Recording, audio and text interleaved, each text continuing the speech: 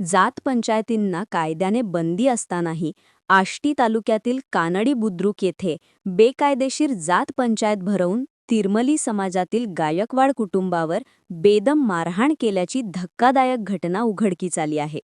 या प्रकरणी गुन्हा दाखल करण्यात आला असून आरोपी अद्याप फरार असल्याची माहिती समोर आली आहे.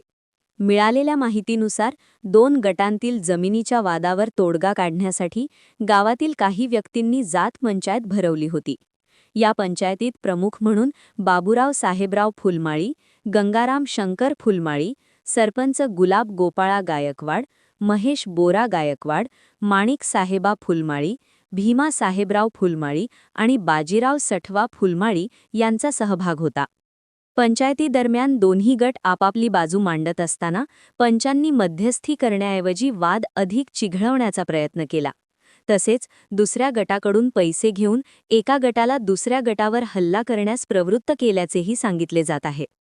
यानंतर गायकवाड कुटुंबातील यल्लाप्पा शिवराम गायकवाड, किरण गायकवाड आणि चंदा किरण गायकवाड यांच्यावर लोखंडी रॉडने डोक्यावर गंभीर मारहाण करण्यात आली.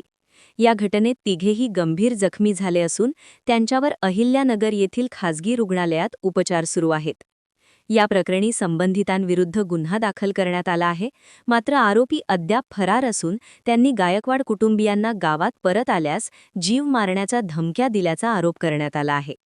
दरम्यान या घटनेत न्याय मिळावा आणि आरोपींवर कठोर कारवाई व्हावी यासाठी गायकवाड कुटुंबीय लवकरच पोलीस अधीक्षकांची भेट घेणार असल्याचे त्यांनी सांगितले आहे. लक्ष्मण यल्लाप्पा गायकवाड, आम्ही तिकडं राहणार कानडी बुद्रुक, तालुका आष्टी, जिल्हा बीड.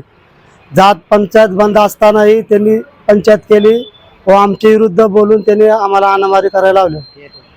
आणि त्यांचे नाव बाबूराव साहेबराव फुलमाळी, तानाजी गंगाराम फुलमाळी, महेश बोरा गायकवाड, बाजीराव शिवराम गायकवाड,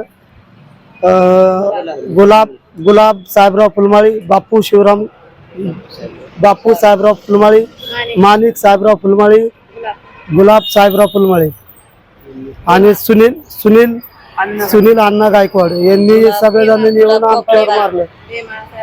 आणि भीमा साहेबराव फुलमाळी पण होते आणि गुलाब गोपाळा गायकवाड त्यांच्या बायका पोरं सगळे येऊन आम्हाला अनामारी केल्या. आम्ही 5 जण होतो, तरी पण ते 30-35 जणांनी मिळून आम्हाला मारलेले. आम्हाला सुरक्षा पाहिजे. आता पण धमक्या देतात फोन करून, दवाखान्यातून आल्या तरी तुम्हाला ना चाकूने अनामारी करून कुठे बी टाकून देऊ म्हणतात.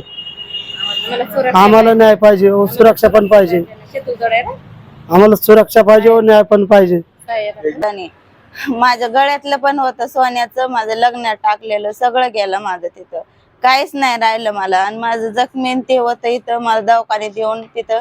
आणि परत घरी गेले म्हणतात मला, घरी गेले तरी कोणाला तरी मारून टाकणार तुम्ही या म्हणून आम्हाला धमकी देतात. साहेब आम्हाला न्याय पाहिजे, न्यायासाठी तरी आम्ही आलो इथपर्यंत. आम्हाला न्याय मिळू द्या साहेब, तुमचे पाय पडतो आम्ही.